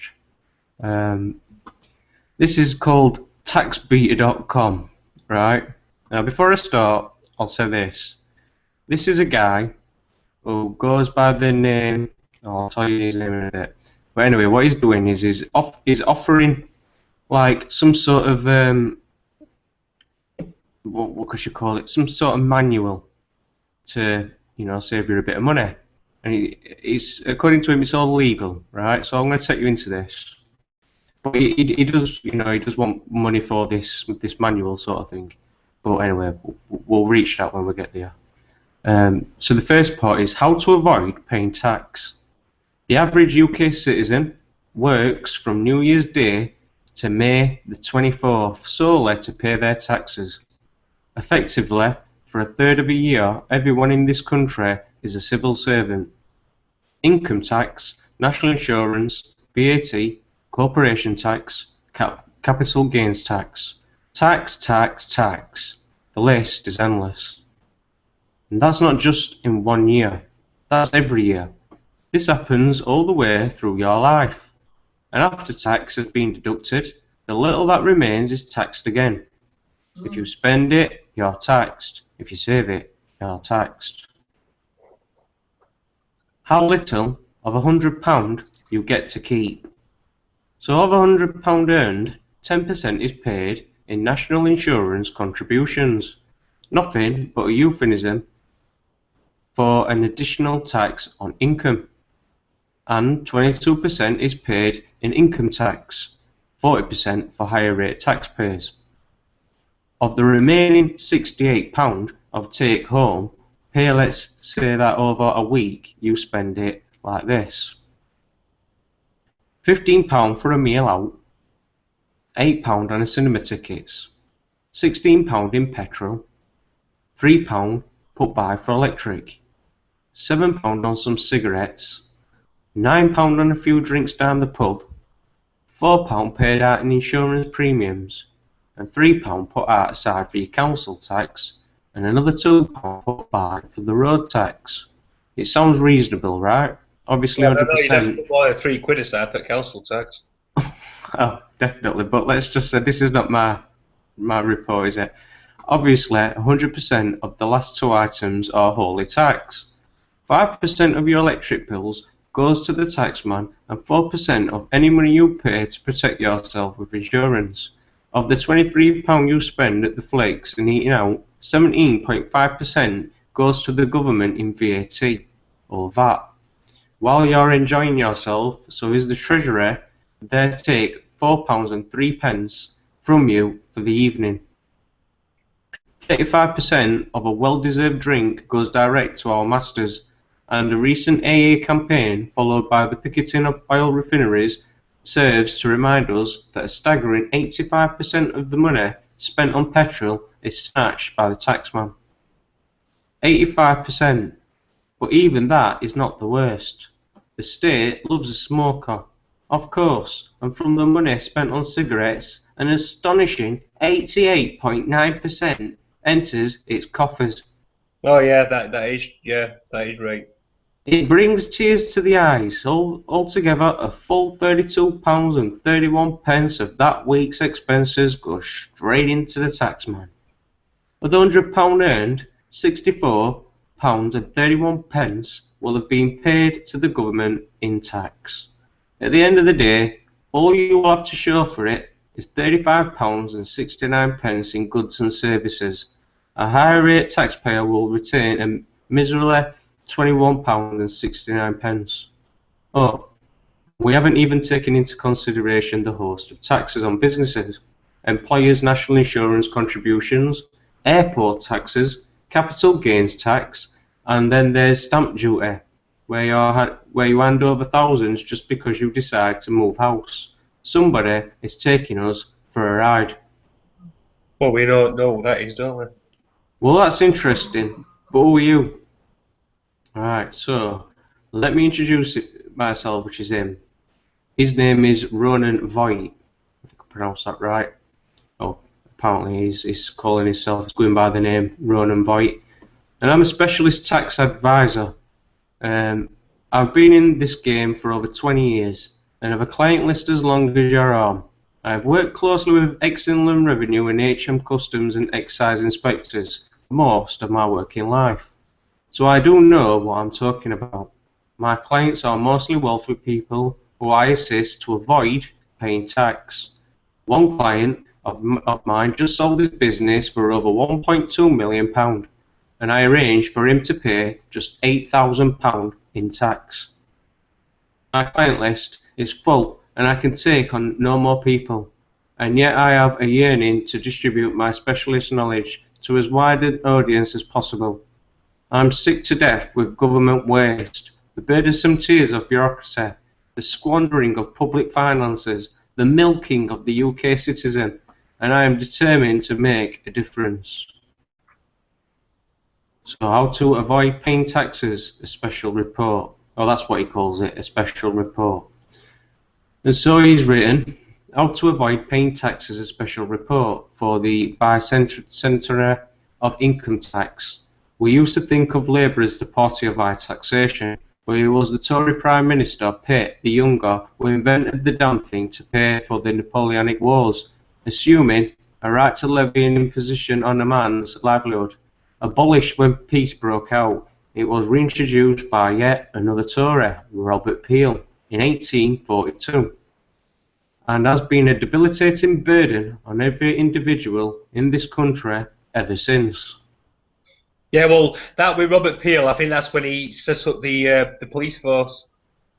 Because Robert Peel set the police force up, so I think that would have been due to that, to pay for no police officers to go and beat. Okay, but why should I consider tax avoidance? Because time is of the essence, you think that taxation is already a serious pain. Well, I have news for you. It's going to get a lot worse. Don't think for a moment that European federalisation will stop with the euro. The Germans are already making ugly noises about harmonising taxes throughout the community. In addition to the £11 a week every man, woman and child in this country contributes to the scandalous, corrupt EU, there will be no escaping having to cough up even more in tax. Higher income taxes and higher purchase tax when VAT rates are inevitably harmonised. Books, newspapers, children's clothes and even our already overpriced food, presently with no VAT added, will increase by 20% overnight. Does that thought sit comfortably with you? No, no, no, no, no. No wonder the ex-Paymaster General, Geoffrey Robinson, secretes his considerable fortune offshore, tied up in an unravelable trust.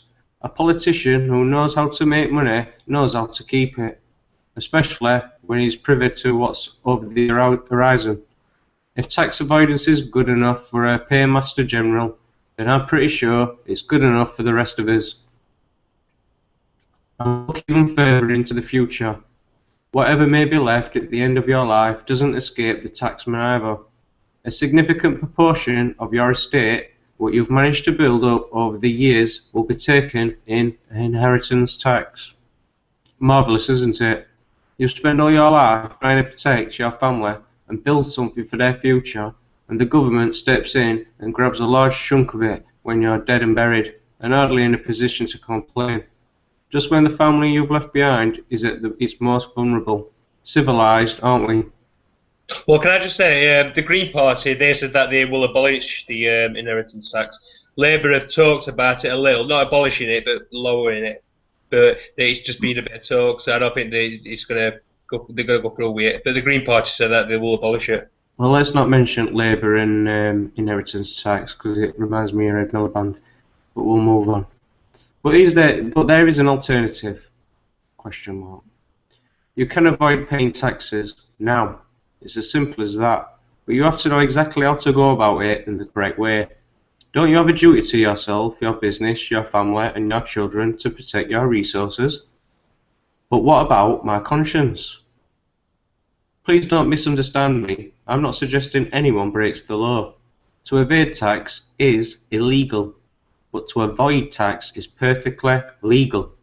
Why risk breaking the law when there are so many loopholes to be exploited? Indeed, I help people to do so every day of my life. Perhaps you are worried about the moral implications of avoiding tax. After all, every citizen needs to contribute to defence, the National Health Service, road building programmes, the emergency services, the maintenance of embassies and consulates in every country of the world, street lighting, foreign aid, our subsidy to the Common Agricultural Policy. I shall let the lawmakers themselves put your mind at rest. Firstly, low load, Lord Clyde. No man in the country is under the smallest obligation, moral or other, so to arrange his legal relations to his business or property as to enable the Inland Revenue to put the largest possible shoal in his stores. The Inland Revenue is not slow, and quite rightly, to take every advantage which is open to it under the taxing statutes for the purpose of depleting the taxpayer's pocket. And the taxpayer is in like manner entitled to be astute to prevent, so far as he honestly can, the depletion of his means by the Inland Revenue. End quote. And secondly, wise counsel for US Judge Learned Hand. Upper quote, there is nothing sinister in so arranging one's affairs as to keep taxes as low as possible. Everybody does so, rich or poor, all do right. Nobody owes any public duty to pay more than the law demands. Taxes are enforced extractions, not voluntary contributions. End quote. Again, to restate, there is a big difference between avoidance and evasion. The former is perfectly legal, the latter is against the law. Everything within my report, or his report, is thoroughly above board. However, I also detail the actions of those who have broken the law in order that you may avoid pitfalls others before you have made. There is also a section dedicated to that fascinating middle ground, the grey area, of actions that are not quite outside the law and yet push the law to its very boundaries, flirt with its edges. In many cases, paying tax is entirely a question of personal choice. If you enjoy paying tax, then fine, keep doing it. I have no problem with that. If you don't think you'll pay enough, then just write out a cheque to the government. They won't send you a thank you note, but they'll cash it and spend it anyway. Alternatively, you can wait until election day and put your cross in the box and hope that things will get better. And in the meantime, continue to do exactly what you're told. But if, like me, you happen to think that this whole taxation business has just got too damn silly, is overly complicated, oppressively burdensome, unjust, and far too aggressively demanded, and altogether way out of control, then maybe it's time to take a little action. Time to start fighting back. I tell my clients not to grumble about paying too much tax. They have only themselves to blame. The revenue relies on people blithely accepting the inevitable, when there's nothing inevitable about it, but most people will continue to put up with it. I suppose we're something of a putting up with it kind of nation, and because of this, we are taken advantage of. The question is, do you want to continue to grumble and obey, or do you actually want to take action now? So, scroll down a bit, you scroll down a bit because the words aren't there, but you're reading. Can you not see him? No, you've not scrolled down. I should have. We're on, in many cases, paying tax is entirely a question of personal choice. We're on there. Alright. What's it like on your side, Blackhole? What can you see? Well, it's too small for me, this end. Alright, 1 minute then. According to my side, it's working fine. Oh, well, my driver did fail. It might be something to do with that. I don't know, but it seems to be working alright. Anyway, you'll have to just listen in, I'm afraid, for now, Dom. So how to avoid paying tax, a special report contains. This is a special report is made based on avoiding, not evading, avoiding tax, paying tax. So all you need to know about the world's top tax havens and which are the most secret and those you should avoid. How to utilise offshore companies and trusts for business purposes and as a private individual. How to set up secret offshore bank accounts. Cash and carry away from prying eyes. 10 little known legal tax loopholes that you can exploit immediately. 3 simple steps to cut your tax bill today. Where and how you should move your nest eggs abroad. Timing can be all important. How the self-employed can cut their income tax bill in half, literally. How easy it is to become anonymous. How and where to set up an anonymous accommodation address and an anonymous savings account. How to obtain anonymous credit cards. How to send and receive anonymous emails. And how to surf the internet anonymously. All explained. How to avoid national insurance contributions. Strange how 40% of the PAYE, known as pay, plus 11% national insurance sounds better than 51% income tax. Learn all about tax reduction for companies and the self-employed. How many self-employed person can defer paying capital gains tax indefinitely. Cars, boats, property, holiday homes, antiques, and tax avoidance. VAT avoidance, focus on alcohol and tobacco. How to protect your assets from the taxman. Don't let the taxman, don't let them tax you on what you've already been taxed on. Tax planning for the future of your children. Protect their legacy and secure their future. Keep it in the family. Why a single day spent organising tax matters to your advantage will be the most profitable day's work of your life. Total avoidance of capital gains tax. No one should ever pay this. Nothing but a discretionary tax. How to take full advantage of tax-free savings plans. Shield your tax income for good. Tax-efficient investment explained. The 5 greatest tax-free investment vehicles. Is used by, but not just for, the rich. Planning for a tax-free early retirement? Don't you deserve one? Shielding your family from the taxman's stealth. Liquidating assets in the most tax-efficient manner. Tax breaks for house buildings and improvements. Have the taxman subsidise your home. And much, much more. I would never dare print it in an advertisement. Together with a comprehensive directory of invaluable contacts, effectively my confidential address book, listing offshore banks and finance houses, security services, secret overseas accommodation, and mail forwarding addresses, ex-Inland Revenue tax consultants and company formation agents prepared to act on your behalf. Everyone who is anyone in the tax avoidance market. So how much is this going to cost me? So this is where this could be potentially a scam. So this is why we've got Dom, who's a dab hand at digging out bullshit. So we'll start. More important than that, how much is this information going to save you? Well, it's going to save you for a fortune. I estimate that over a working lifetime on an average salary, we're probably talking, I suppose, about £200,000.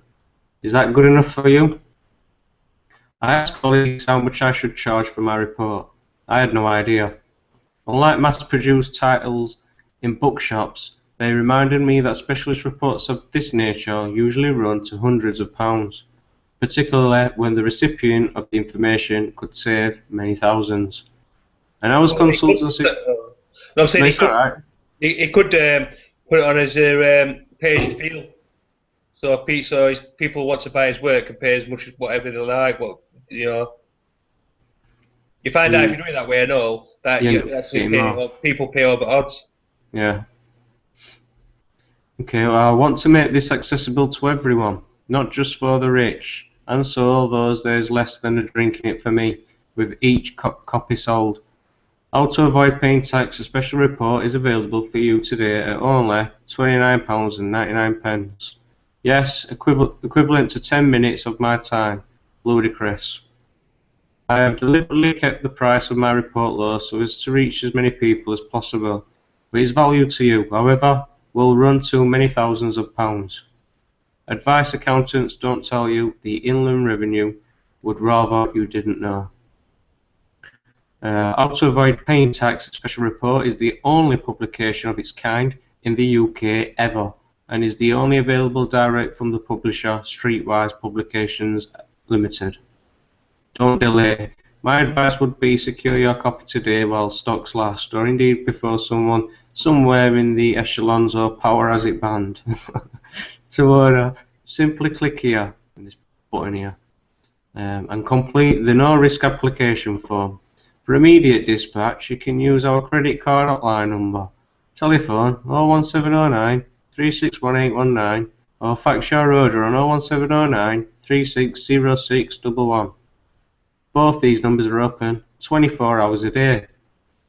Look forward to hearing from you and sending your copy of How to Avoid Paying Tax, a special report by return. Very best wishes, this Ronan Voigt guy. So I'm not sure what you make of that, but I'll put it across because it were an interesting find. Well, there you go. I'd have to really read it properly to make a judgment of it. Oh, definitely. I'm not recommending anybody to go out and buy it now. But this is it. Here's the information the government doesn't want you to have. So he obviously knows his stuff, but what's his main? His I mean, he obviously knows what he's talking about, so there must be something. So there's something in it. There is something in it. Well, I could come up with this. Yeah, so I mean, he knows what he's talking about, so you know, but you just have to read it. But you really got to know what you're doing. I mean, it's not for anyone. This, if you're not into politics or anything. Well, if you're, like you said, if you're happy paying taxes, then so be it. Yeah. I mean, it's not straightforward to go through, though, is it? Really, you've got to really know what you're doing. Will this really put a stop to Lindhomer, Majesty's Customs and revenue collections? Well, I found it because it weren't it was something strange, and it were a little bit unusual to come across something like this. So I thought, yeah, I'll put this one out in connection with that tax loophole video that I played before, and yeah. Two songs come to mind on this, and that'll be Stand and Deliver, or You Gotta Pick a Pocket or Two, Boy.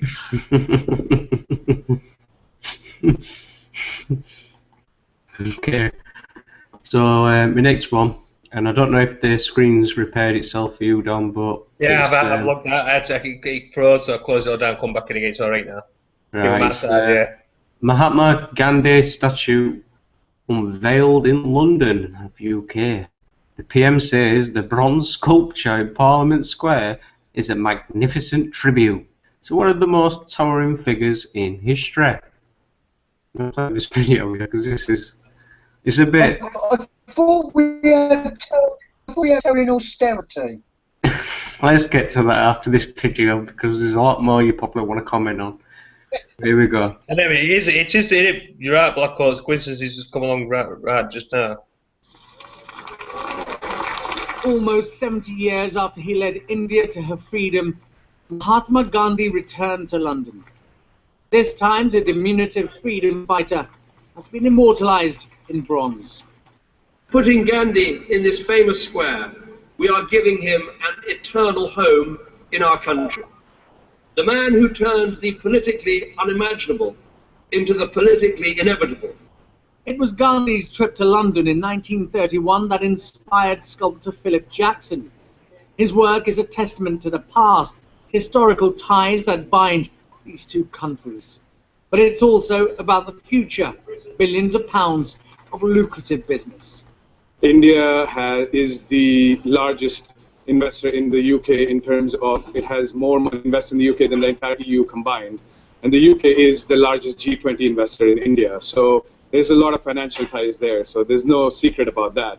Perhaps no surprise then that India's Finance Minister Arun Jaitley flew in for the occasion. Today, in the day and age when India is on the path to blooming as an international economy, I think that it's befitting to know that the father of the nation was instrumental in giving us that economic freedom. Do you accept that trade and investment does have something to do with it? No, I don't. I think it can coexist. The idea was first announced by Chancellor George Osborne on a visit to India last year, but he hasn't paid for it. It's been privately funded by wealthy British and Indian businessmen. We have to recognize that as we trade and the world gets smaller, we have a huge business connection with India and its people. And of course, that was going on a lot before the statue came up, and that relationship will continue. But for the families here to witness this momentous occasion, the politics will matter little.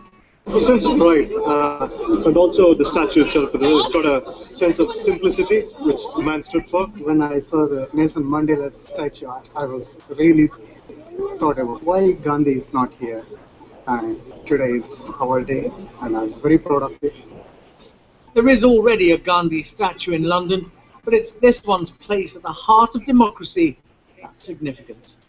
Mahatma Gandhi shares his new home with some of history's greatest civil rights leaders, like Abraham Lincoln and Nelson Mandela. But India's most famous son will also share his new space with Britain's most famous son, Winston Churchill, the man who famously described Mahatma Gandhi as a half-naked fakir. The Mahatma's followers say the statue is symbolic of Gandhi's dream, one where he saw Britain and India side by side as friends and equals. Ashish Joshi, Sky News, Westminster. So would Gandhi be happy to see the statue, and would he be happy to know about the 200? Winston Churchill didn't like him. No, well, when the report went to Winston Churchill saying that there were loads of Indians starving to death, his reply were, well, how come Gandhi's still alive then? Well, I'm just going to touch on that before you mentioned it, Don, but over 200,000 farmers have died, suicide or whatever, because of these Monsanto seeds. So would Gandhi be happy to know that and know he's got a statue for it? I don't think he'd like to be in London, to tell you the truth. I think the rich and the well-to-do are really sticking their fingers up their noses, you know, in the heart of their democracy. What democracy? We're all starving. We austerity. We do need him. We austerity, but that's what I'm saying. But so I don't think we want to be brought here by the government. No, it's privately funded work by Philip Jackson, who has made statues of the Queen Mother and the Bomber Command Memorial. Shows Mr. Gandhi dressed in a shawl and traditional dhoti skirt with his hands clasped. It's inspired by photographs of him at 10 Downing Street during a visit in 1931. That's basically all that I need to cover. There's a Gandhi Inspiration to Millions video. And finishing off, the Gandhi Statue Memorial Trust has raised £1 million with donations in 6 months for the project, including £100,000 from billionaire Indian steel tycoon Lakshmi Mittal. Very popular name there, Mittal. Very rich indeed. So that's about it for that one from the Sky News. Putting it out for educational purposes. American scientists are trying to genetically modify human bloody eggs is my next article. You covered it in 3 minutes, we've done 2 hours.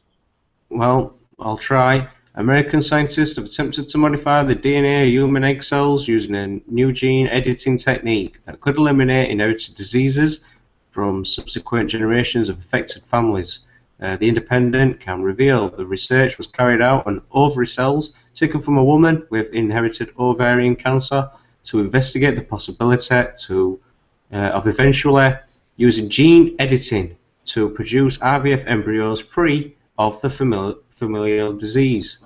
The results are yet to be published. So there's a bit of concern here because going down into this one, I don't know why they show you that, it's so stupid. Where is it? Several teams of researchers around the world are believed to be working on ways of modifying the chromosomes of human egg cells with a view to moving towards germline gene therapy. As the process is called, germline refers to the germ, cells, sperm, and eggs that pass on genes to future generations. However, other scientists have called for a moratorium on editing the human germline, arguing that it is ethically unacceptable because it's too unpredictable and too risky. Nevertheless, researchers at Harvard Medical School in Cambridge, Massachusetts have attempted to use the CRISPR, pronounced CRISPR, gene editing technique on human ovarian tissue cultured in the lab to see if it might be possible to correct the defective BRCA1 gene involved in inherited breast and ovarian cancer. As ovarian cells develop into eggs, the research is likely to have involved the altering of some immature egg cells known as oocytes, I do believe. The work was carried out last year by Luhan Yang, a researcher working in the lab. Professor Church emphasized that the work was purely experimental. He said it was carried out on human ovarian cells cultured in a laboratory dish, and there was no intention of fertilizing any eggs or transplanting them into a woman. It does go into say somewhere that it's banned in UK and many other countries, but not in America. People are saying it might go to, people might start using it for a designer babies.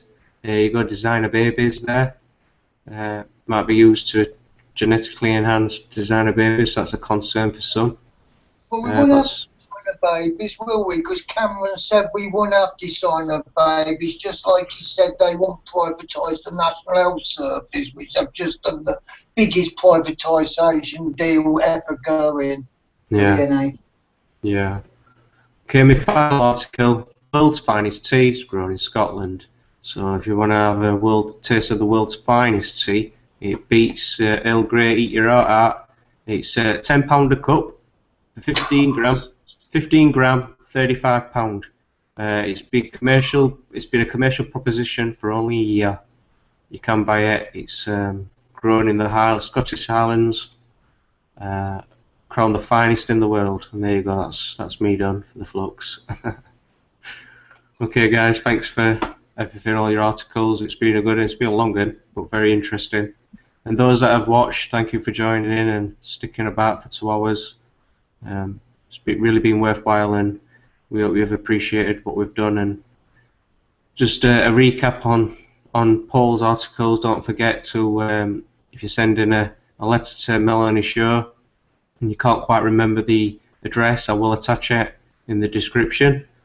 Any further comments from you two before we finish? Yeah, stay well, stay alert, stay world-wise. And stay safe, yeah? Yeah. Catch you tomorrow for the ISIS report by Blackhole. See you later.